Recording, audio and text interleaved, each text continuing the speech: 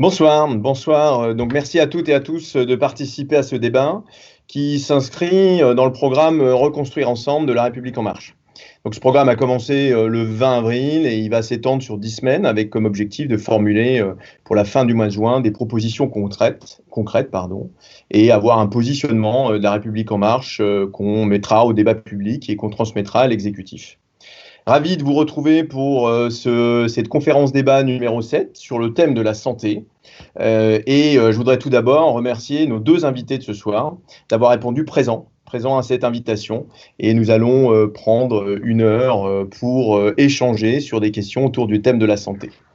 Tout d'abord, Sana de Courcelles, experte en santé mondiale. Vous avez travaillé à l'Organisation mondiale de la santé, vous avez dirigé l'école d'affaires publiques de Sciences Po, en particulier sur les sujets de santé, ainsi que mon confrère, le docteur Mathias Vargon, qui est lui chef de service des urgences, SMUR de l'hôpital de La Fontaine à Saint-Denis, et puis cofondateur du think tank de la Fabrique de la santé. Alors, je me permets de préciser, à des fins de transparence, que Mathias Vargon est le mari de la ministre Emmanuelle Vargon. Comme ça, on a transmis l'ensemble des points dès le départ. Voilà. Donc, nous allons échanger sur différentes thématiques auxquelles chacun de nos invités vont pouvoir répondre. Je vous laisserai libre cours à l'échange et nous pourrons débattre sur ces différentes thématiques. Et puis, on répondra bien sûr aux questions des participants aussi sur ce live. Donc, bref rappel quand même sur la crise du Covid, une crise d'une ampleur qui était inédite, qui a provoqué en fait pendant plusieurs semaines un phénomène qui était plutôt inédit. En tout cas, moi je l'ai ressenti comme ça en tant que médecin réanimateur, anesthésiste. On a senti en fait un élan d'intelligence collective des acteurs de la santé, des acteurs de terrain qui étaient assez incroyables, en fait, une énergie positive, une adaptation, une réactivité, bien sûr, tout ça avec une adaptation de toute la chaîne de soins. Et puis l'objectif, c'était faire face à cette épidémie. Et en fait, on s'est réinventé, on a bousculé, on a réinventé, on s'est réadapté. Et voilà, pour ça, moi, j'aimerais bien remercier quand même tous les soignants qui ont participé et toutes les personnes qui ont participé à cette action, à cette épidémie. Maintenant, on n'est pas encore à la phase de bilan, mais il faut reconstruire et réfléchir à comment reconstruire la suite, notamment sur la santé. Alors, je vais vous laisser la parole. Vous concernant, vous pouvez vous représenter. Pour vous, quelles sont vos premières leçons du terrain? Sana, peut-être éventuellement en premier, enfin comme vous le souhaitez. Le terrain sera plutôt. Ce sera mieux que je laisse la parole au docteur. Alors, juste pour préciser, je suis peut-être le mari de la ministre, mais j'ai pas d'autres relations avec la République en marche, que ça soit clair. Le terrain, c'est intéressant de voir ce qui s'est passé sur le terrain parce que c'est une reprise en main par le terrain de toute la problématique de la santé. Et il a bien fallu s'organiser avec, il faut le dire, un déficit de transmission d'informations par le haut, en fait. On s'est retrouvé à se réorganiser. Les hôpitaux se sont réorganisés face à et sous la pression de l'afflux des patients. Et donc, la réorganisation, ça a consisté à se mettre en cellule de crise. C'est important, ce n'est pas uniquement de la technique, parce qu'à ce moment-là, c'est des directions médico-administratives resserrées, avec des circuits de prise de décision extrêmement courts, au risque de se tromper d'ailleurs, mais avec des contacts quotidiens, pluriquotidiens même, et puis finalement un travail beaucoup en autonomie, même si moi je suis en Île-de-France, l'ARS Île-de-France a aidé, on a eu une organisation notamment pour savoir où il y avait des lits dans l'Île-de-France. L'ARS a été aidante, mais on s'est aperçu finalement que ce qu'on appelle les directions départementales, on ne les a pas vues, on ne sait pas à quoi elles servaient. Et puis, c'est vrai qu'un soutien plus haut, on s'est demandé à un moment, la Direction générale de la santé, ce qui était le ministère de la Santé, finalement, quelle a été leur aide à ce niveau-là? Et finalement, on a été extrêmement autonome, à la fois parce que c'est comme ça qu'on sait mieux travailler, mais aussi parce que de toute façon, on était un peu seul. Très bien, très bien. Alors tout à fait, on pourra revenir sur ces points-là parce que ce qui nous intéresserait, c'est voir si après vous avez des solutions à ça, en tout cas des propositions, et c'est ce qui va nous intéresser et c'est ce que j'ai déjà un petit peu en tête. Alors Sana, peut-être, on va parler au niveau international. Oui. Les grandes réponses qui ont marché, celles qui n'ont pas marché, qu'est-ce que vous en pensez? Dites-nous un petit peu votre retour par rapport à ça. Bon, alors déjà, en termes de solutions, je crois qu'il y a deux mots-clés qui ont été importants, c'était l'humilité et la bienveillance. L'humilité parce que la réponse n'était nulle part et partout à la fois. Et la bienveillance parce que justement, il a fallu tâtonner à tous les niveaux, du niveau le plus local au niveau le plus international. J'ai beaucoup aimé l'expression élan d'intelligence collective que vous venez d'employer parce que finalement, vu de l'extérieur et des analyses internationales, la France et le système de santé français est connu pour être résilient. Est capable de justement de se réinventer, de s'adapter. Et il a un atout terrain absolument formidable. Et un des exemples récents, il est triste, mais c'est celui des attentats, celui de Paris ceux de Paris et celui de Nice, où eh bien, on sait que le système de santé n'était pas prévu ou n'avait pas organisé en tant que tel. Enfin, il y avait un plan, il y avait des plans pour ça, mais en tout cas, les gens n'avaient pas imaginé ce soir-là qu'il se passerait ça. Et il n'y a eu aucune redirection de patients, de personnes touchées par chacun de ces attentats qui a dû être retransférées vers un hôpital avant d'être traitées sur place. Et c'est ce qui montre aussi cette capacité de notre système français à avoir une vraie résilience. Mais ensuite, il va falloir, la résilience se fait avec un S, et il va falloir la démultiplier. D'un point de vue international, c'est difficile encore de dire qu'est-ce qui a marché, qu'est-ce qui n'a pas marché. Concrètement, si tu peux me permettre, on s'est pris une claque collective dans le sens où, dans les milieux d'épidémiologistes, tout le monde savait que la maladie X allait arriver un jour ou l'autre. Les caractéristiques de cette maladie venue de Wuhan, sans plagier quelqu'un d'autre, hein, mais pour dire qu'au départ, on avait quand même quelque chose qui se passait à Wuhan. On voyait que les caractéristiques correspondaient de plus en plus à ce qu'on appelait la maladie X. Hein. Donc Bill Gates n'a rien inventé, c'est quelque chose qui est très connu dans la littérature en disant tout simplement ce serait plutôt quelque chose de type aérien, coronarien, ça viendrait plutôt d'Asie puisque la majorité des zoonoses viennent d'Asie, ça aurait un taux de létalité relativement faible, mais un taux de transmission élevé. Donc, on avait finalement beaucoup d'éléments, de cases qui se cochaient, mais pourtant, on ne l'a pas vu venir. Comme les contrôleurs aériens de Pearl Harbor américains ont vu arriver les avions japonais et ils n'ont pas donné l'alerte parce qu'ils disaient que le japonais n'avait pas déclaré la guerre et que ça ne pouvait pas leur tomber dessus. Bon, ben voilà, c'est arrivé et je crois que la communauté internationale a réagi comme elle a pu, enfin chacun des pays. Il y a quand même eu un mouvement général autour de ce qu'on appelle le lockdown en anglais, le confinement. C'est quelque chose de complètement inédit dans l'histoire, c'est-à-dire que des confinements locaux, il y a pu en avoir ou quoi, mais déjà lorsque la Chine décide le confinement de 11 millions de personnes, tout le monde était totalement estomaqué en se disant il n'y a que dans ce genre de région qu'on peut imaginer ça, et finalement on est arrivé à des milliards de personnes confinées.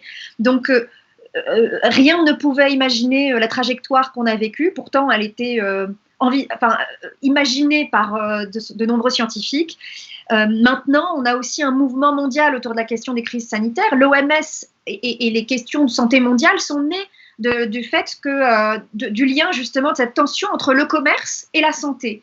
C'était de se dire au 19e siècle, avec l'explosion des échanges commerciaux, on disait on va échanger du vin contre des draps. Mais si on pouvait arrêter de s'échanger le choléra avec, ce serait bien. Et c'est comme ça qu'on a mis en place les premières instances de régulation en santé mondiale, et notamment la question de la quarantaine. Et puis, ça a petit à petit évolué. L'OMS a été créée au moment des Nations Unies. Il y a eu un règlement sanitaire international au début des années du 21e siècle. Et puis là, le cadre du règlement sanitaire international et globalement de ce qu'on considérait comme la sécurité sanitaire internationale est en train de pas voler en éclats, mais d'être très clairement remis en question par cette crise qui, à beaucoup d'égards, est très, très différente de ce qui a existé jusque-là. Par exemple, habituellement, il y a des crises au sud et des solutions au nord. Ce n'était pas le cas. Et puis, bien évidemment, on s'est retrouvé dans des situations d'une science dont on a vraiment attendu toujours un maximum de partage, d'informations, de transparence, de rapidité dans une logique d'intelligence scientifique collective. Et ça aussi, à certains égards, ça a volé en éclats, mais on en parlera probablement après. Merci. Merci. Alors oui, on va pouvoir parler. Je pense là on était en vision macro et sur les premières impressions alors de terrain au niveau international. Si on rentre un peu plus dans notre système de santé, Mathias, qu'est-ce que vous pensez que le système a tenu? Quel bilan on peut en tirer? Alors moi j'ai entendu le mot résilient. En fait non, moi je crois pas. Je crois que ce qui est résilient, c'est pas le système de santé, c'est les soignants. Et le système de santé, il n'a pas tenu. Il y avait une désorganisation complète et c'est les soignants qui ont tenu. Alors, on ne peut pas comparer les attentats de 2015 avec, c'était 2015 je crois, oui, avec ce qui s'est passé là. D'abord parce que les attentats, c'est une soirée. Pour le coup, on est plutôt pas mal préparé à ce genre de choses. Et les pompiers et le SAMU, c'était centralisé. C'était au milieu de Paris, il y a énormément d'hôpitaux. Le système, il n'a jamais été débordé. Il y avait des SMUR qui ont convergé vers Paris. Donc, on était tout à fait dans ce dont on a l'habitude de préparer, ce que le SAMU prépare toute l'année, les pompiers aussi, les hôpitaux aussi. C'est les plans blancs classiques, c'est l'attentat, ça dure quelques heures, tout le monde peut se mobiliser. Je ne vais pas dire que c'est facile, mais c'est envisageable. Là, on s'est retrouvé dans un plan blanc qu'on n'avait pas préparé, qui a duré plusieurs semaines, et surtout, moi, je ne crois pas. Ceux qui ont été résilients, c'est les soignants. C'est l'organisation des soignants qui s'est faite par elle-même. Le système de santé, en fait, il n'a pas été là. Il est arrivé derrière. Tout ce qui devait soutenir le soin est arrivé derrière. C'est-à-dire tout le processus administratif, le comptage des patients, savoir comment on allait, ne serait-ce que les coder. C'est arrivé à la fin, alors qu'on savait. Et c'est là où on s'aperçoit du décalage entre le système de santé qui est hyper... Le mot, c'est pas administratif, parce qu'il faut de l'administration, il ne faut pas tomber là-dedans. Mais il y a un système hyper bureaucratique avec, on est dans Kafka, il faut que tous les papiers soient signés des tas de fois. Je prends toujours l'exemple, moi je suis un expert à l'ARS Île-de-France, avec d'autres experts, on a écrit des choses sur comment organiser les services d'urgence en phase 2. Au début de la phase 2, alors la phase 2 bis, quand on l'a écrit en une après-midi, on l'a validé le soir parce qu'on l'a relu. C'est arrivé 2 semaines après, on était en phase 3. Donc moi, quand j'ai reçu c'était obsolète en fait. Et donc, la résilience, faut pas croire, le système de santé, il a volé en éclats. Les médecins généralistes qui auraient pu être en première intention, enfin en primaire, enfin devant les patients, ils n'y étaient pas. Pourquoi? Parce qu'ils n'avaient aucun système de protection. Et que le système, il s'est organisé autour de l'hôpital, très hospitalo-centré. On a refait des erreurs qu'on fait à chaque fois, c'est-à-dire, et là on voit bien sur le Ségur de la santé, on parle que de l'hôpital. Moi je suis hospitalier, je pense que l'hôpital c'est très important.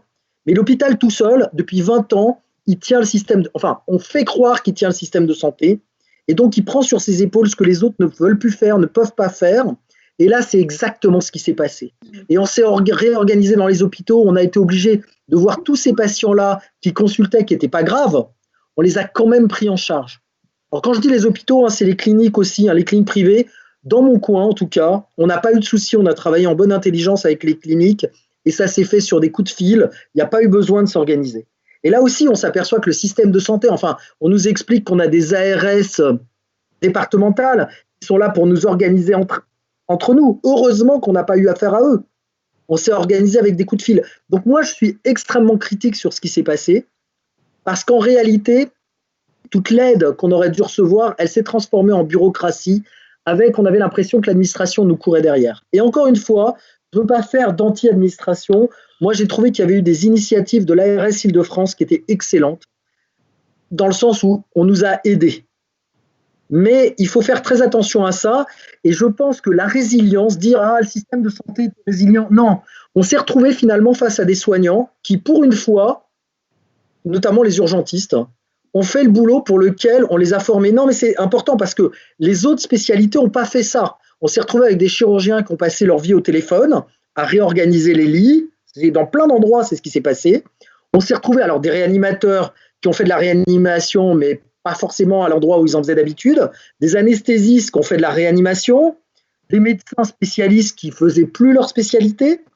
Donc, les urgentistes, eux, ont fait pour une fois, se sont recentrés sur la spécialité, c'est le contraire de d'habitude, mais tous ces gens-là se sont réorganisés tout seuls. Ce n'est pas le système qui les a organisés. Et probablement que la grande leçon, là, c'est se dire, OK, finalement, quand on recentre les gens sur ce qu'ils savent faire, ils le font plutôt pas mal, ils le font dans des conditions qui sont mauvaises, avec pas de matériel, avec des locaux qui ne sont pas adaptés, en dépassement. En tout cas, moi, je suis dans une région qui était en dépassement constant, donc avec de l'intelligence organisationnelle. Et moi, je pense que c'est ce qui manque à nos hôpitaux. Je pense que dans nos hôpitaux, il ne manque pas que de moyens. Les moyens, ils sont très mal répartis. Il y a des endroits où on manque énormément de moyens. Il y a des endroits où on n'en manque pas, mais ce n'est pas forcément ceux qui crient le plus fort qui manquent de moyens. Mais surtout, l'organisation à l'hôpital, c'est pas vrai. L'hôpital, il n'est pas organisé. Les gens qui partent de l'hôpital, ils partent pas parce qu'ils sont mal payés. Bien sûr qu'ils partent parce qu'ils sont mal payés. Mais les médecins, ils sont pas si mal payés que ça. Ils partent parce que c'est le bordel et qu'on ne peut pas travailler correctement, qu'il y a toujours un grain de sable, non seulement dans l'organisation, et puis que la partie bureaucratique, elle est énorme, avec des normes, avec des réunions. Moi, je travaillais en ESPIC, donc en hôpital privé, mais qui fait du service public. Et puis, je suis revenu à l'hôpital public. Il y a beaucoup plus de monde pour une efficience qui n'est pas meilleure, qui est voire pire.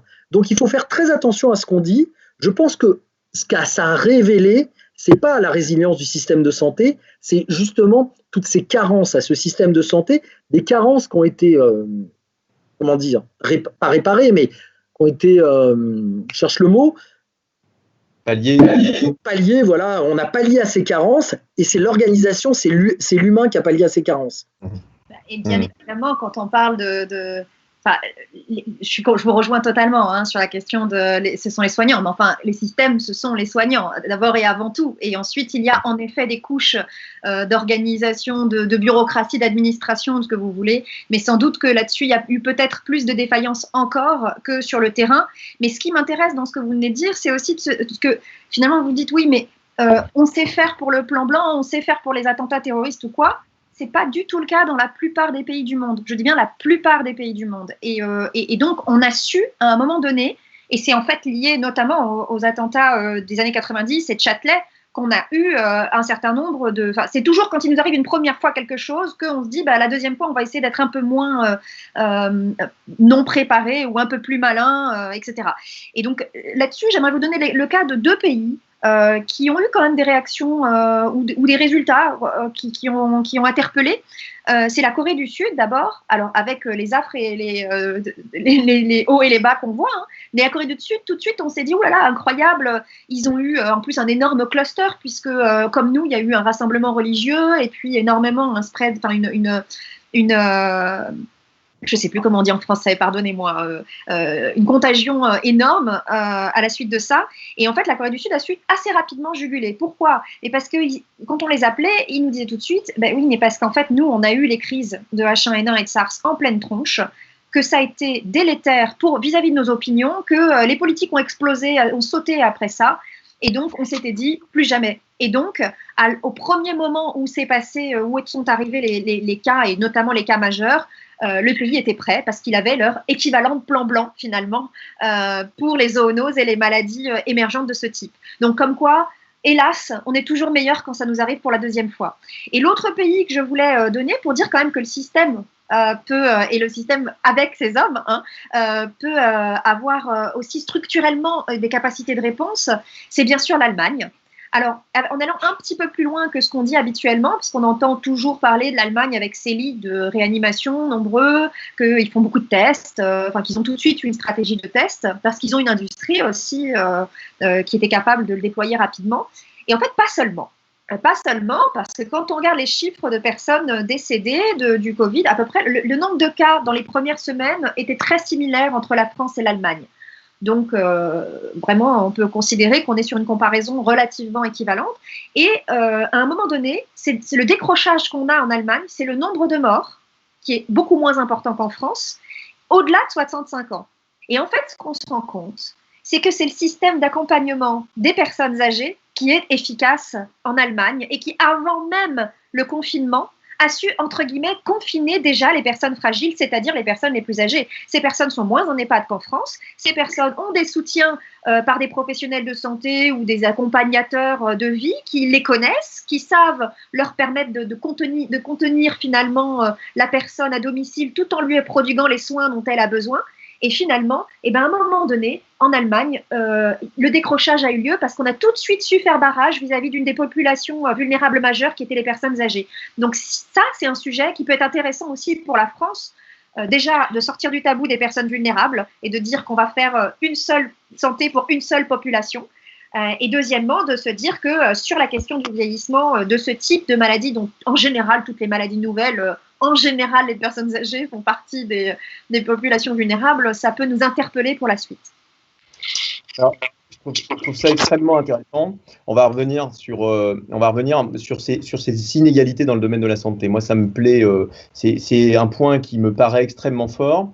Et comment on peut rendre ces soins plus accessibles pour tous? En fait, on voit, il y a toujours le débat, on a un bon système de soins, mais un système de santé qui a des difficultés. En fait, l'idée, c'est de laisser le moins possible ces personnes, enfin, en tout cas, ne pas laisser ces personnes vulnérables, ces personnes en difficulté sur le bord de la route, de manière très simple.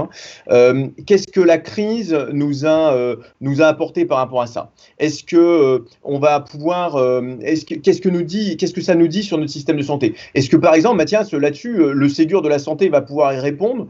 Voilà, moi j'y crois. Je crois aussi qu'il faut que on se repose la question et que ça vienne des soignants, que les solutions viennent des soignants, parce qu'on parle beaucoup de millefeuilles, on parle beaucoup de dépenses de santé, on va se comparer aux autres pays, on a commencé un petit peu à le faire, mais est-ce que nous, on peut trouver ces solutions? C'est-à-dire que ce système qui nous a servi pendant les 2 mois de la crise, auquel on s'est senti, voilà, on a pris en charge nos patients, finalement on a fait notre boulot, hein, très clairement, et on le dit en médecine d'urgence, mais moi en anesthésie réanimation, c'est pareil, on a fait notre travail, on n'est pas des héros, on fait notre travail et on le fait le mieux possible, ça c'est clair.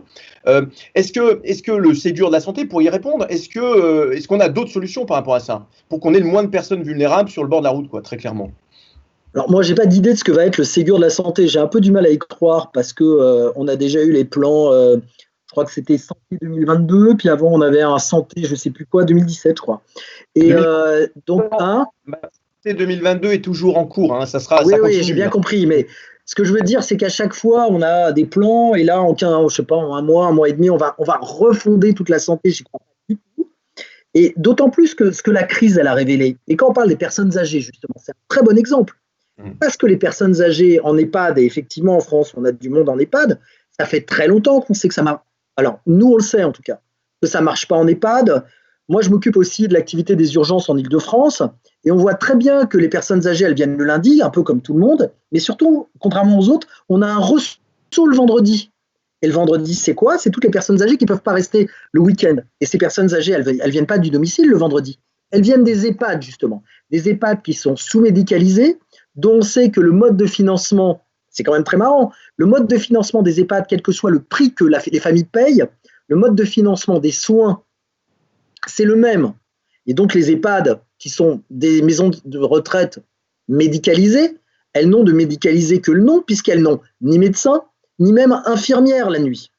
Donc on voit bien qu'on s'est retrouvé là-dedans avec des problèmes des problèmes qu'on connaissait finalement. Et ces personnes âgées qui sont mortes, bah oui, c'est la prise en charge en EHPAD, c'est l'absence de médicalisation en EHPAD, et on les a balancés dans des services d'urgence où de toute façon on savait qu'on ne ferait pas grand-chose de plus que ce qu'on aurait pu faire en EHPAD avec des conditions effroyables. Donc oui, il va falloir, je ne sais pas si c'est que aux soignants de réfléchir au Ségur de la santé, mais oui, il va falloir voir comment on réorganise notre système. Moi, j'ai l'impression que notre système de santé, il s'est organisé par touches successives et par problèmes successifs qu'on a réglés à la fois parce que c'était un problème et à la fois pour des raisons politiques ou des raisons pour plaire à des populations. Il y a un problème, par exemple, c'est la garde médicale en ville. On sait que depuis 2002, c'est plus obligatoire. Alors, je ne dis pas qu'il faut la rétablir, mais on ne s'est pas posé la question. On s'est dit, l'hôpital le fera. On voit bien que ça pose un vrai problème. On a tout un tas de choses qui font que moi, j'ai beaucoup lutté contre pour le déremboursement de l'homéopathie.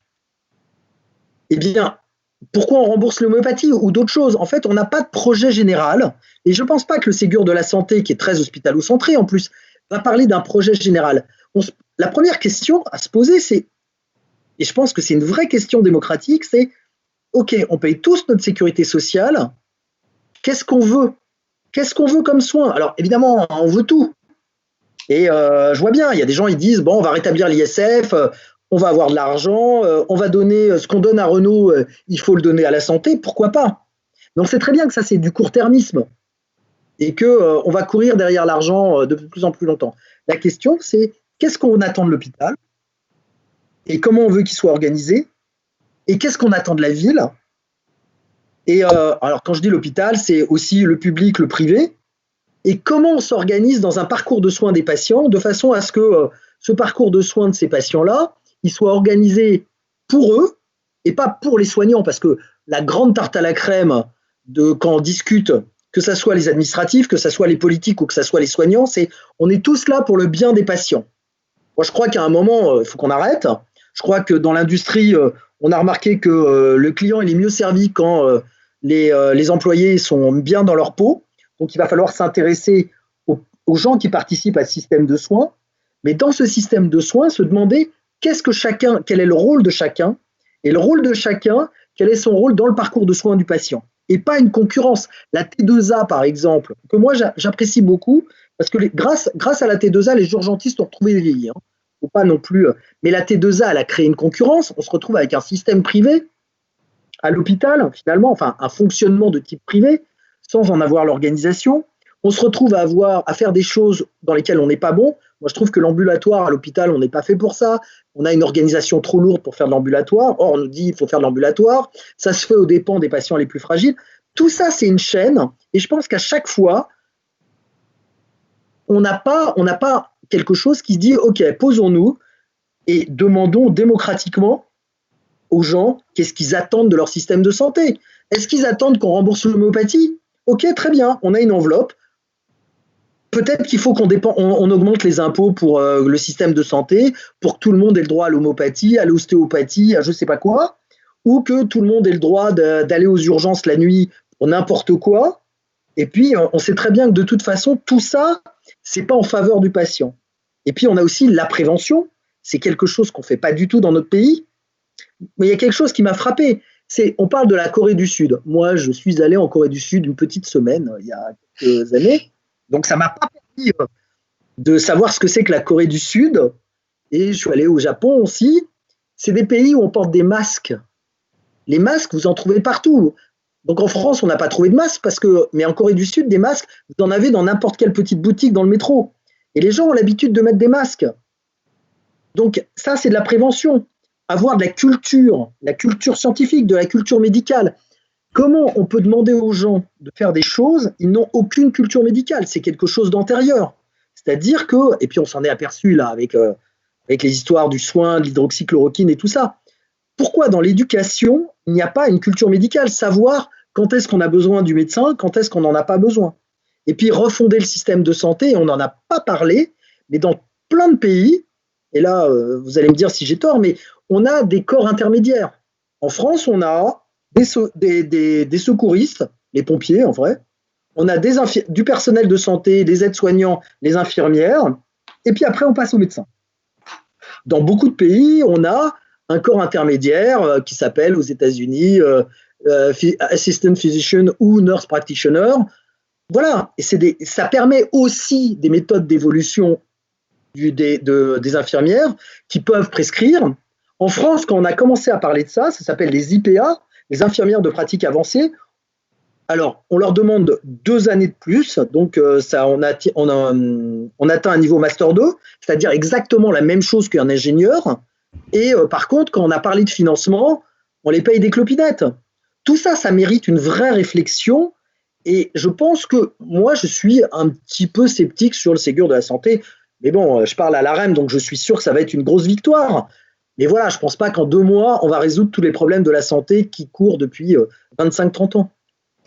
J'étais un peu long, désolé. Non, mais c'est très bien. En fait, c'est extrêmement intéressant parce que ce qu'on souhaite, c'est améliorer ce système de soins. Et il y a une question qui revient là, c'est si on est confronté de nouveau à la même crise, est-ce qu'on sera meilleur ou pas? Est-ce qu'on fera mieux? Est-ce qu'on aura appris?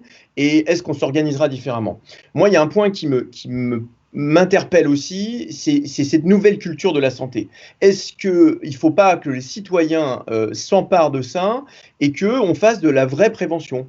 Mais il faut trouver des choses concrètes et qu'on y implique, la médecine de ville, qu'on y implique la médecine et les soignants de ville, qu'on y implique tout le monde, qu'on y implique l'éducation nationale pour qu'en fait on ait une vraie culture de prévention dès la petite enfance pour que on ait cette mémorisation et qu'on puisse prévenir au lieu de passer directement aux soins. Et en plus, moi je suis en réanimation et je fais de la réanimation traumatologique, donc effectivement, je préfère qu'on ait de la prévention de sécurité routière, qu'on gère derrière les complications, parce que voilà. Donc ça c'est clair, pour moi, il faut développer cette vraie culture. Est-ce qu'on a des idées concrètes là? Je ne sais pas, à l'étranger peut-être. Alors il y a effectivement l'image de la Corée avec les masques. On l'a vu en difficulté, on était en difficulté chez nous. Est-ce qu'il y a d'autres exemples comme ça, Sana, peut-être Il y a des exemples, j'allais vous dire, la culture, elle a existé. Le mouvement hygiéniste, on a appris aux enfants comment on se lave les mains, les questions de nutrition, on a appris aux enfants à manger. Il faudrait refaire un deuxième tour là-dessus. Mais globalement, on a cette culture. En France, elle existe ailleurs, on l'a historiquement. Et de façon assez... Les vaccins. Il faut la faire littéralement exploser. Mais moi, je crois... alors, je suis une optimiste par principe. Alors, donc, du coup, je vais dire que... en plus, je considère que les crises sont des formidables outils de transformation. Donc, à un moment donné, quand on s'est pris le mur, c'est difficile de considérer qu'on va encore reprendre la même route. Mais bon, là où je suis d'accord, c'est que ça reste quand même encore assez hospitalo-centré et très tourné sur les soignants. Mais je crois qu'il y avait besoin. Les soignants avaient besoin d'un temps pour eux. Pardon de le dire comme ça, mais quand vous disiez tout à l'heure, ils ont pris pour eux, c'est eux qui ont été résilients, ça fait longtemps qu'ils sont résilients, pas uniquement depuis le début de la crise, et il était sans doute pertinent et utile d'avoir un temps qui leur soit dédié. Maintenant, ce qu'on voit justement, et alors ça c'est un modèle thaïlandais, comme quoi on peut aller même voir complètement à l'autre bout du monde, il parle d'un triangle qui peut déplacer des montagnes. Le triangle, il se constitue de la science, de la plus fondamentale à la plus appliquée, des décideurs du monde politique et de la population, les citoyens. Je déteste parler de patients, parce que justement, on veut qu'ils soient actifs et qu'ils soient responsables et au sein de leur parcours, maîtres de leur parcours autant que possible. Mais en tout cas, on a vraiment besoin de ce triptyque. Et voilà, moi j'ai tout le temps cette image de Keynes dans les théories économiques, quand il a pensé qu'il fallait se mettre à consommer, il allait dans Londres et puis il hurlait dans la rue consommer, consommer, parce qu'il savait que pour lui c'était l'objectif pour arriver à augmenter la croissance économique en Angleterre. Mais je rêverais de brigades qui aillent voir les citoyens et qui leur disent qu'est-ce que vous voulez dans votre système. Je crois que c'est vraiment consubstantiel à la démocratie. Globalement, on parle de démocratie sanitaire en français, c'est un mot qui n'existe qu'en français, il faut le savoir. En anglais, health democracy, ça ne veut strictement rien dire. Les démocraties, ça veut dire vote en anglais. Mais donc, du coup, on a cette chose de la démocratie sanitaire qui fait que, globalement, en plus, et que ce soit en France ou partout ailleurs, quand vous demandez aux citoyens ce qu'ils pensent, très, très, très vite, globalement du système, eh ben, la priorité des priorités, c'est la santé. Même devant l'éducation, même devant tout autre sujet. Et d'ailleurs, par exemple, le grand débat national, dont la santé n'était pas l'un des piliers, finalement, c'est le sujet qui a été le plus évoqué par les citoyens. Et je pense que les citoyens ont aussi, en fait, ils ont presque autant faim ou soif que les soignants l'ont, je pense. Les derniers états généraux de la santé, ils datent de 1999, c'était il y a 30 ans. Donc plus qu'un Ségur, moi je plaide pour la deuxième partie des états généraux de la santé. Alors, moi, c'est ce qu'on a remarqué en fait. On a vu la crise, elle a révélé aussi les liens qu'il y avait à la fois avec le monde scientifique, à la fois avec le débat public qui s'est immiscé dans le monde médical, avec l'éthique, qui nous a très clairement, alors là en tant que médecin, qui nous a perturbé aussi, parce que c'est compliqué, et puis aussi les difficultés de prise de décision politique. dans une crise où en fait on n'arrive pas à se projeter. En fait, on n'a encore pas vécu cette situation au niveau international, donc on a du mal à se projeter. Donc en fait, les décisions sont prises avec des changements de décision même quotidiennes, voire pluriquotidiennes, parce que c'est compliqué, surtout dans la société dans laquelle on vit. Et est-ce que vous avez, vous, une idée de comment on doit réagir à l'avenir? Comment on doit réagir? Comment on doit se placer? À la fois du côté des soignants, à la fois du côté des citoyens. Voilà, est-ce que vous avez des idées par rapport à ça, quoi? Parce que l'éthique était vraiment au cœur du système. Moi, je l'ai ressenti comme ça, en tout cas. Je sais pas, Mathias, Sana. Juste pour faire un bon mot, mais je préférais les 65 millions d'entraîneurs de l'équipe de France plutôt que les 65 millions d'épidémiologistes, très clairement. Ouais, ça c'est sûr, mais on a un vrai souci. Qu'est-ce qu'il faut faire? Je ne sais pas. C'est vrai que l'histoire des soignants, c'est vrai que c'était important, que de toute façon, c'était un problème qui avait émergé bien avant la crise, et que quand on travaille à l'hôpital, on sait bien que les soignants ne sont pas assez bien payés, mais c'est aussi une ancienne des médecins généralistes qui trouvent qu'ils ne font pas de la bonne médecine, qui sont obligés d'enchaîner les consultations. Il y a aussi ça, ils n'ont pas le droit, ils peuvent pas se payer une secrétaire.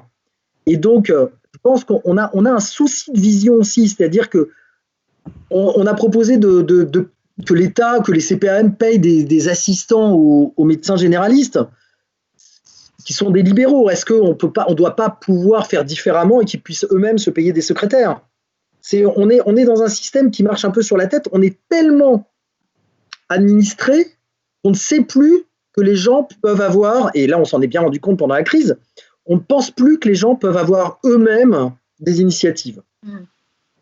Et peut-être qu'il faut rendre l'initiative, mais ça veut dire moins d'État. On est en France, c'est très jacobin, c'est peut-être moins d'État. Moi, je suis un pessimiste, je ne suis pas un optimiste. Et je pense qu'effectivement, le problème, ce n'est pas tellement les 60 millions d'épidémiologistes. On est dans le pays de Pasteur, et d'ailleurs, ces 65 millions d'épidémiologistes, et notamment ceux qui soutenaient un médicament qui nous venait du Sud, sont transformés en pastoriens, ce qui est toujours très étonnant dans un pays qui est anti-vax. C'est d'ailleurs les mêmes. Et on a un vrai problème. Là, je crois qu'il y a 25% des gens qui ont répondu qu'ils ne prendraient pas un vaccin s'il y avait le Covid. S'il y avait un vaccin anti-Covid. Donc, on a ce problème-là. Je pense que si on veut refonder ça, oui, il faut rendre de l'initiative. Il faut peut-être un consensus, mais je pense qu'actuellement, et ça dépasse largement le domaine de la santé, il n'y a aucun consensus possible. La vision politique, elle est que celui qui ne pense pas pareil, c'est l'ennemi. On est dans une logique comme ça. Donc, je ne sais même pas s'il y a un débat possible, moi. Je ne crois pas, en fait. Je ne crois pas qu'il y ait un débat possible. On l'a vu quand on a vu des données de santé. C'est-à-dire qu'on se retrouve avec des études pour lesquelles il faut un minimum de bagage, pas intellectuel, mais un minimum de bagage technique pour comprendre ce qui se passe. Et ça a été intégralement balayé par uniquement des histoires de je l'aime pas, ou des histoires de faire partie du système, ou imaginer que la personne de ce professeur charismatique est anti-système, ce qui est complètement dément quand on le connaît. Mais du coup, quelles sont les solutions qu'on a apportées? Oui, je pense qu'il va falloir un travail de base. Alors peut-être qu'il faut reconnaître, et ça a été fait de façon très maladroite par le gouvernement, extrêmement maladroite, cette histoire de médaille, avant de parler de primes ou d'augmentation de salaire, dans un milieu où où les gens demandent, et de façon globale, tous les intervenants, que ce soit interhôpitaux, des gens qui ne sont pas interhôpitaux comme moi, tout le monde sait que les personnels hospitaliers, notamment les paramédicaux, ne sont pas suffisamment payés. Et donc, se retrouver dans quelque chose où finalement on leur donne une breloque, il y a ça aussi, il y a l'argent et il y a la considération. Moi, je pense que quand on parle de système de santé, quand on va à l'hôpital, vous travaillez à l'hôpital, je vois un beau mur blanc derrière vous, c'est moche l'hôpital. Globalement, mais globalement, c'est moche.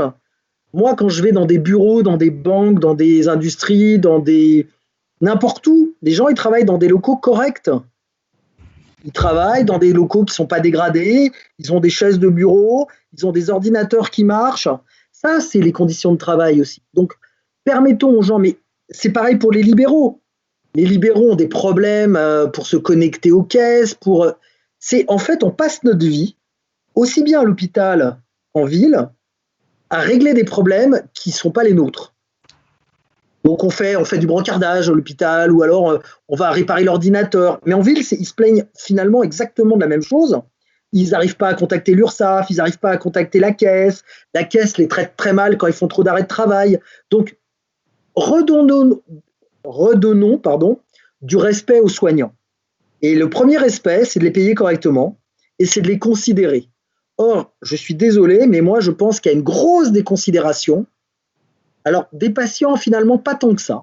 Alors, des citoyens, pas tant que ça. Mais l'État a beaucoup déconsidéré les soignants. Et on a appris que, de toute façon, c'était des enfants, qu'il leur fallait des directeurs pour les diriger. Et moi, j'ai rien contre les directeurs, mais on a beaucoup de directeurs. Et qu'il fallait des technocrates aussi, pareil, pour prendre des décisions. Donc, il fallait sortir de l'ENA pour savoir comment on faisait. Et juste avant de venir, j'écoutais dans la voiture, j'étais dans un bouchon, un débat sur la santé. Il y avait des économistes de la santé. Et donc, des gens beaucoup plus intelligents que les soignants qui parlaient de comment on allait dépenser l'argent. Alors en plus, il y avait des économistes de droite, des économistes de gauche, mais on ne parle pas de santé, là, on parle de politique. Donc, revenir aux bases et savoir encore, ce que les soignants veulent. Et moi, je pense qu'une fois que les soignants seront plus à l'aise dans leur métier, je pense que les patients en bénéficieront. Et effectivement, toute une politique de prévention, mais revenir aux bases. Parce que là, l'hygiénisme, c'est fini. On s'aperçoit qu'on ne peut pas se laver les mains dans les écoles, c'est fini. Que le vaccin dans le pays de Pasteur, c'est fini. Moi, dans mon service, je n'arrive pas à faire vacciner le personnel contre la grippe chaque année. Donc, on en est là. On a des épidémies de rougeole tous les 2-3 ans qui sont mortelles. Donc, revenons et puis demandons aussi aux gens d'être responsables. C'est-à-dire, l'État est responsable et peut-être qu'il nous a infantilisés, mais si on veut prendre des décisions, il faut que les gens soient responsables vis-à-vis de leur santé aussi, et savoir, je le redis, je me répète, mais savoir ce qu'ils doivent demander au système de santé. Alors, on peut demander tout, mais le Père Noël, il arrive que le 25 décembre. Moi, j'y responsable et effectivement, de porter sur son domaine et sur ce qu'on attend de lui les choses. J'ai envie quand même de réagir parce que, voilà, je pense que ça nous amuse l'un comme l'autre, cher Mathias, mais il faut savoir qu'il y a une catégorie sociologique pour les médecins. Ça s'appelle les professionnels en sociologie des organisations. C'est une société qu'on retrouve également chez les magistrats, qu'on retrouve chez les professeurs d'université, les PU-PH étant un double combo entre médecins et professeurs d'université. Ce sont des personnes qui ont un haut niveau d'études, qui se reconnaissent entre pairs, la logique du primus inter pares, et qui peuvent avoir une tendance à confondre l'indépendance de l'action et de diagnostic et de la décision dans le cadre de leur métier, de l'organisation et l'organisation de leur métier. Et en fait, je fais exprès de le dire comme ça, et en fait, je crois qu'il va falloir re-responsabiliser les professionnels de santé sur les affres et les difficultés liées à l'organisation de leur métier, avec trop de médecins qui se désintéressent de cette question, trop de médecins qui n'ont pas de problème à jouer avec les agendas, à faire et à laisser les assistantes médicales en difficulté face à des agendas intenables, avec trop de médecins qui, parfois mélangent différentes fonctions à certains égards. Donc, il y a un nouveau pacte qui est à organiser donc sans chercher des poux dans les cheveux des uns et des autres, la responsabilité, en revanche, c'est clair, elle doit venir de chacun et le dialogue, il doit se restaurer. Ah, mais je suis entièrement d'accord avec vous, Sana, je suis entièrement d'accord. Moi, je pense que, alors, je suis chef de service des urgences, j'ai évidemment là, j'ai ma petite réputation dans le métier. Moi, je suis arrivé dans un service d'urgence en Seine-Saint-Denis, avec des médecins et avec les mêmes médecins, les mêmes infirmières, sans moyens supplémentaires. Et ça veut pas dire que j'en avais pas besoin, mais on a réduit nos temps d'attente de 3 heures juste en s'organisant. Donc bien sûr qu'il y a cette responsabilité de l'organisation et elle est majeure. Le problème, c'est que l'organisation à l'hôpital, quand on parle d'organisation à l'hôpital, en fait, on parle pas d'organisation, on parle de réduction de coûts. Or, c'est pas ça. D'abord, on s'organise et après, on voit où on met les moyens. Mais d'un côté, on a des soignants qui veulent plus de moyens sans réorganisation, et je suis entièrement d'accord avec vous. Mais de l'autre côté, on a des… Alors, ce n'est pas forcément les directeurs d'hôpitaux parce qu'ils vivent sous la pression du dessus. On a des réorganisations. Enfin, on sait très bien que quand un hôpital va mal, on fait ce qu'on appelle un copermo. Je ne sais plus ce que ça veut dire. Et on dit, on va vous réorganiser. En réalité, cette réorganisation, elle se solde toujours par des coupes franches dans le personnel. Donc, on rajoute du malheur au malheur. Donc, l'organisation, je suis entièrement d'accord avec vous, c'est extrêmement important. Il y a d'autres choses que vous avez dit. Moi, je crois, vous avez parlé des PUPH. Le problème, ce n'est pas tellement leur agenda, parce qu'on peut s'organiser. Et finalement, nous, on s'aperçoit en médecine d'urgence que si on laisse les gens faire que de la médecine, que de la médecine, que de la médecine, ils s'usent et qu'il faut leur proposer autre chose à faire. Une ouverture intellectuelle. Donc, PUPH, pourquoi pas. Le problème de l'université, c'est qu'on se retrouve avec des luttes de pouvoir à l'intérieur de l'hôpital qui sont gérées par l'université. Et que finalement, l'hôpital, il ne travaille pas en fonction de ses propres objectifs, il travaille en fonction des objectifs de l'université. Et ça, c'est un vrai problème. Et que PUPH, bon, on est en France, hein, plus vous êtes diplôme, donc plus vous êtes intelligent, plus vous savez faire des choses. Et donc, le problème du PUPH, ce n'est pas qu'il soit PUPH, ce n'est pas qu'il ait une activité multiple, c'est que, par définition, c'est un bon manager. Par définition, c'est un bon chercheur. Alors ça, on peut espérer qu'ils soient encore nommés parce qu'ils sont bons chercheurs et bons enseignants. La plupart du temps, on peut l'imaginer. Mais ça ne fait pas de vous un bon manager, ça ne fait pas de vous un bon organisateur ou un bon leader. Sauf qu'on est en France et que quand vous mourrez, on donne la date à laquelle vous êtes sorti de l'X et on ne donne pas tout ce que vous avez fait après. Donc voilà, c'est le problème. Mais encore une fois, moi je suis entièrement d'accord avec vous.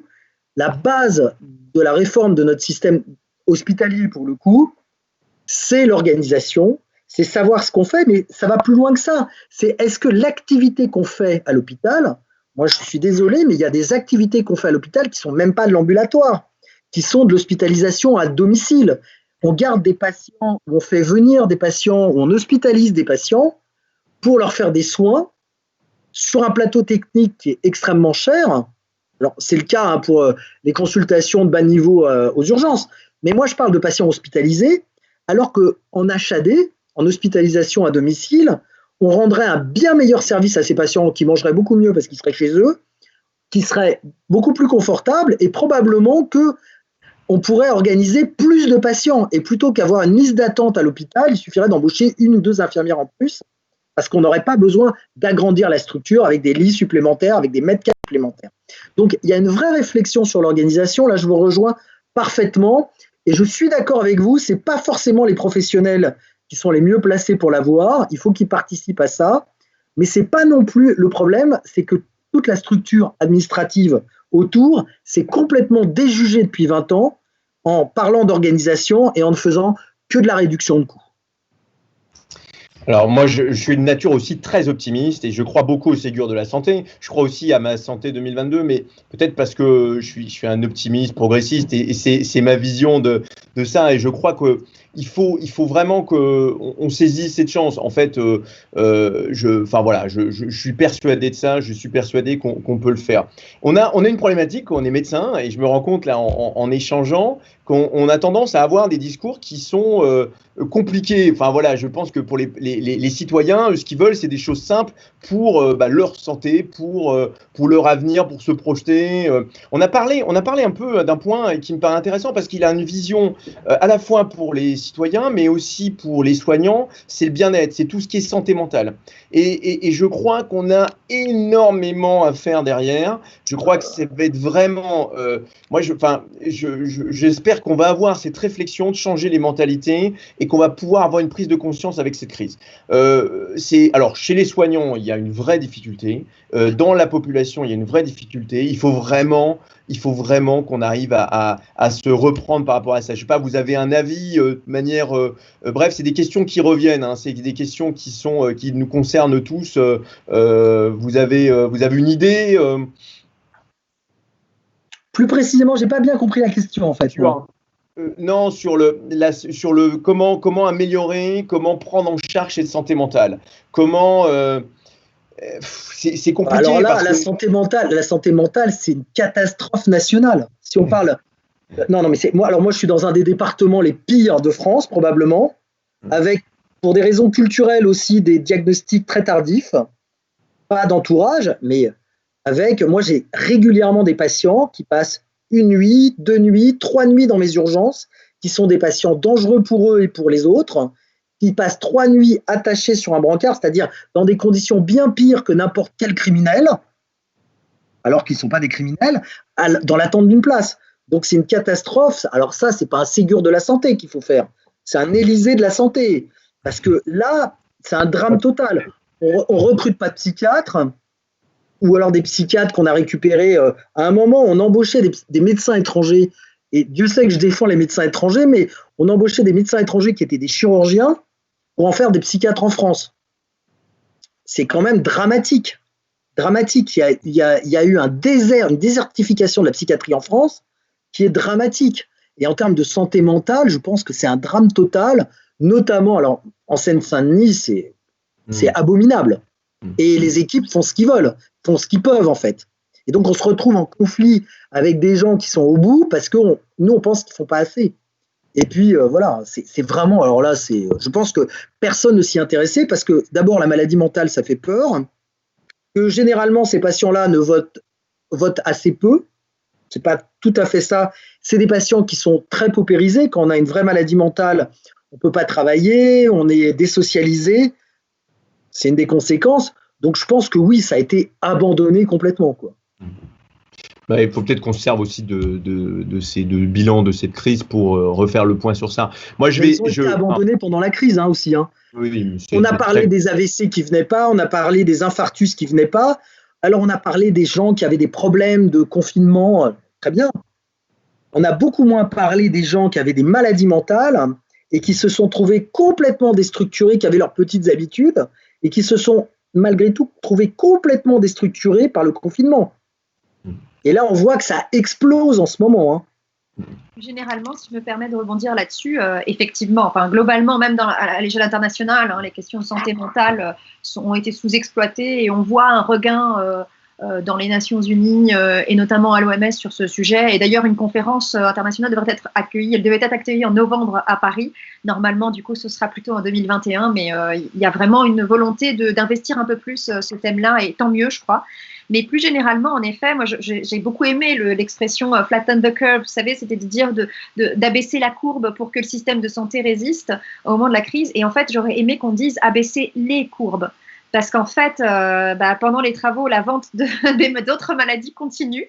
Les risques sanitaires étaient toujours présents.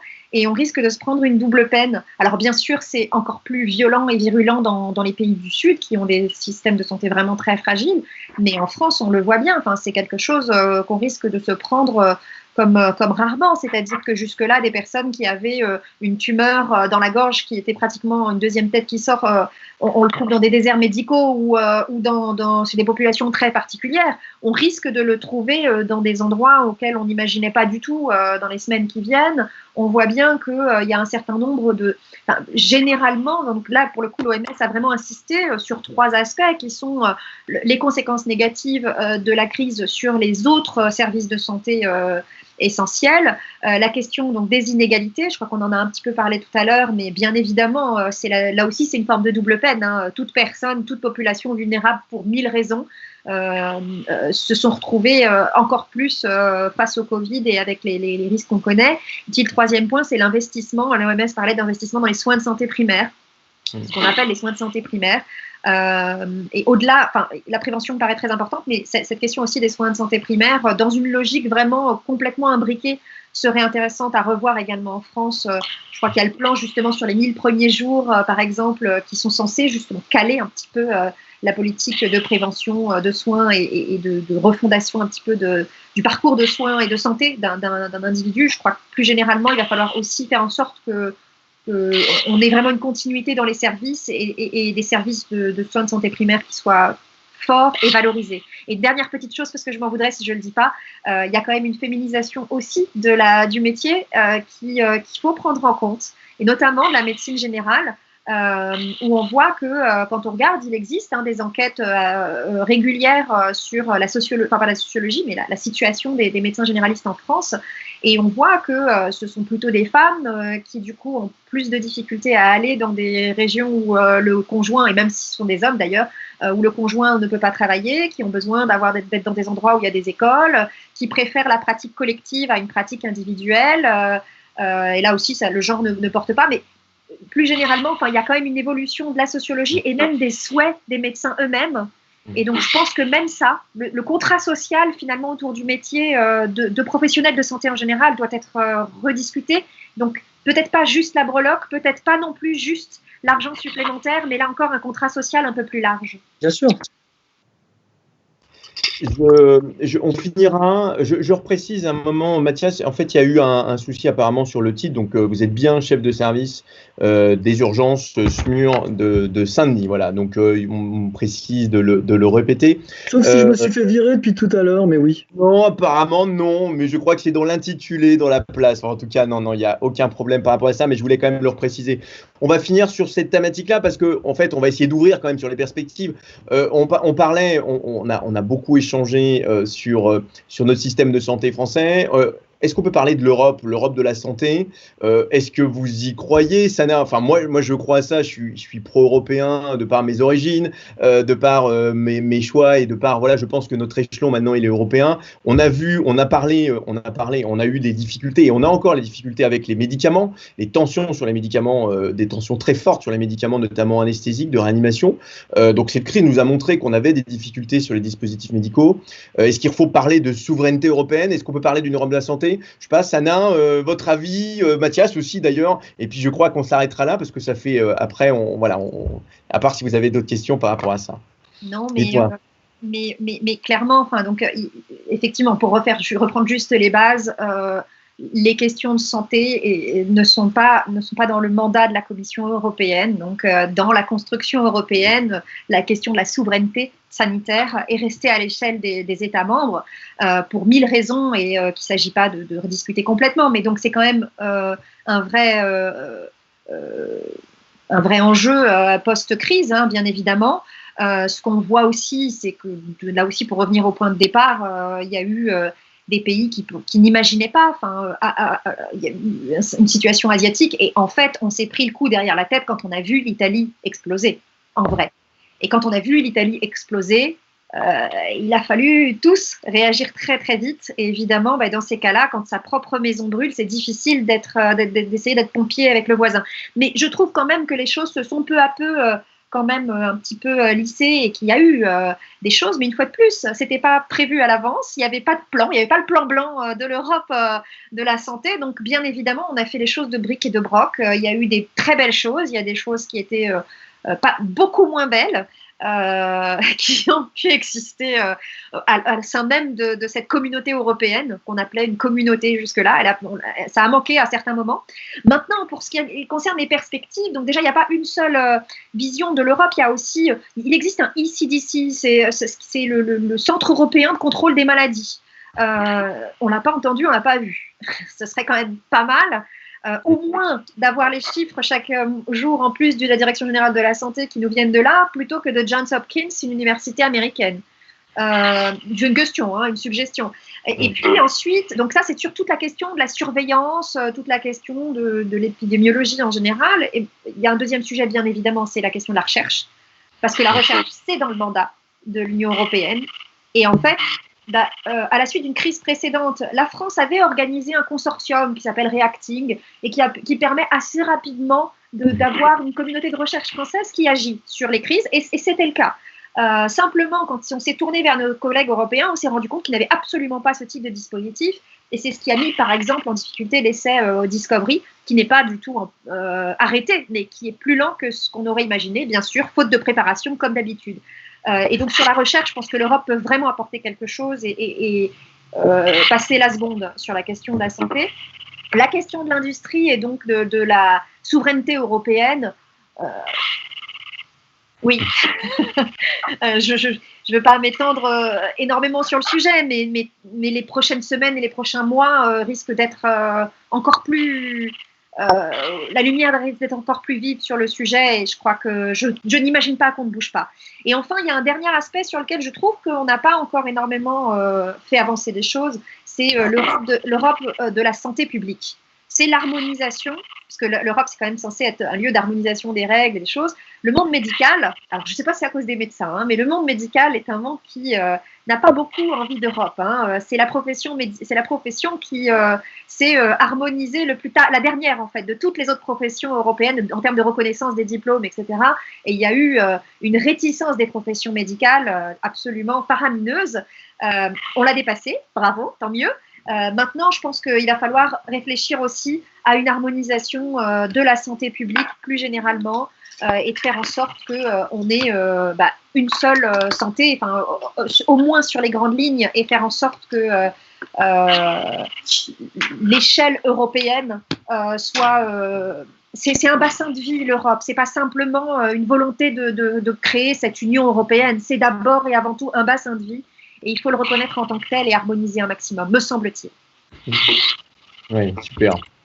Mathias, on va finir sur voilà. Est-ce que vous souhaitiez réagir sur ce point ou Moi, j'ai pas une vision européenne. Hein.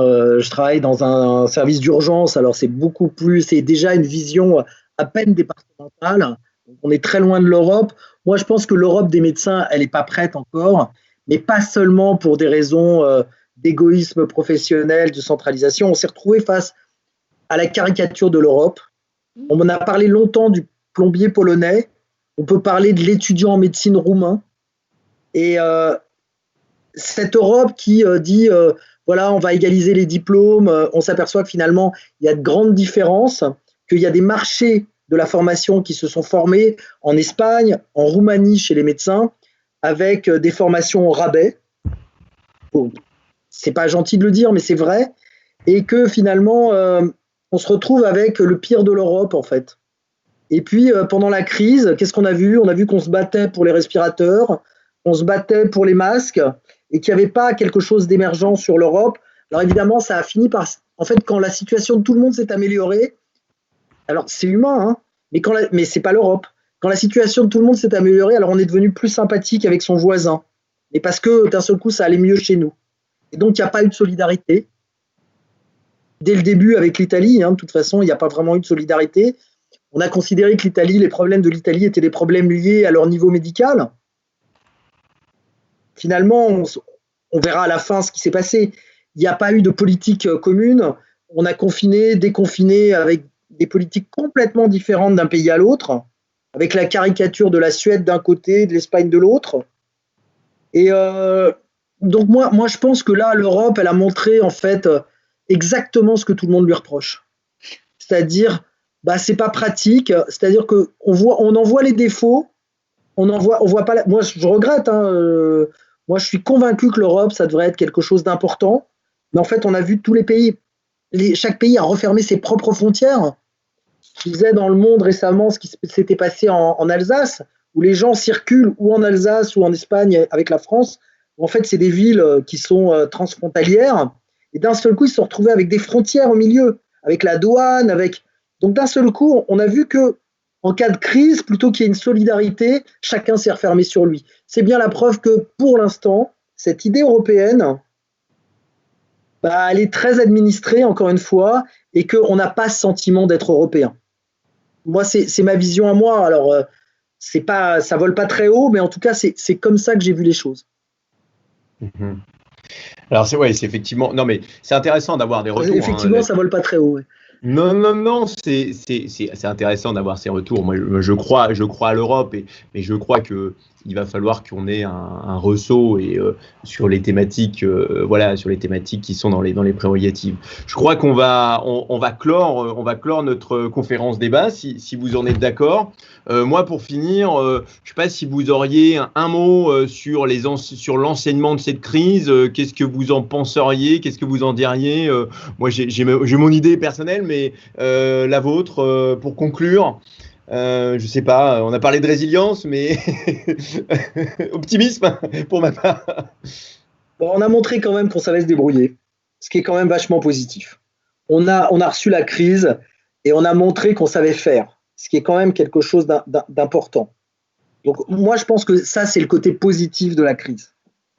Et on a vu qu'on savait s'adapter. Le côté négatif, on n'en a pas parlé, mais il y a un côté dramatique pour la science dans cette histoire-là, où on a vu le pire du pire dans la science, la course à la publication, la course au traitement, la peur aussi, parce que tout ça, ça a été drivé par la peur.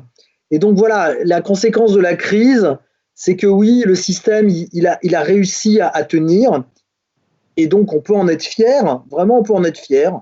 Donc oui, ça c'est le côté positif, optimiste finalement, que les gens, quand ils sont face à une crise, ils sont responsables. Et même la population, pour raconter ce qu'on veut, elle s'est confinée quand même. On n'aurait pas cru, hein. Et donc, ok, chacun a pu être responsable. Je ne sais pas si ça aurait pu durer longtemps. Mais en tout cas, ça l'a été, et ça, c'est déjà quelque chose de bien. Mais avec un retour aux mauvaises habitudes qui est arrivé à une vitesse, notamment dans les hôpitaux, mais on l'a vu, qui est arrivé très rapidement avec l'hôpital s'est remis dans ses vieilles habitudes. C'est un système féodal, l'hôpital, et on a retrouvé les baronnies qu'on avait avant. Voilà. C'est mitigé, en fait. C'est-à-dire, dans la crise, ça s'est bien passé, mais voilà. Il n'y a pas eu tellement de leçons. Ok. Et Sana? Moi, juste sur la science, mais je vais te conclure, hein, mais avec 3 mots plutôt que 1, et oui. Par répétition, mais sur la science, je crois que c'est quand même, pour ceux qui ont l'habitude des papiers et des controverses scientifiques, on sait que c'est la controverse qui a toujours fait avancer la science, et qu'il n'y a rien de pire que de scientifiques qui s'écharpent. Sauf que jusque-là, c'était de l'autre côté du miroir ou du rideau. Et là, tout à coup, ça a été jeté dans une lumière crue. On a une financiarisation de l'industrie pharmaceutique qui est réelle, même si on a besoin de l'industrie pharmaceutique. Mais de plus en plus, on se rend compte que voilà, il va falloir prendre acte de cette financiarisation et de la restructuration qui existe, y compris géographique. Mais je crois qu'il y a effectivement, autour de cette crise, une lumière nouvelle qui est posée aussi sur la responsabilité du scientifique vis-à-vis de la population. Et mon optimisme me fait croire qu'on va avancer aussi là-dessus et que demain sera peut-être un peu différent et peut-être un poil meilleur sur ce sujet-là. En tout cas, sur les termes, du coup, moi, je garde la question de l'humilité parce que demain, une nouvelle crise qui ne part pas avec les mêmes paramètres peut faire sauter le système de la même manière. La bienveillance, parce que ça me paraît être le point de départ, plus encore que la confiance en fait.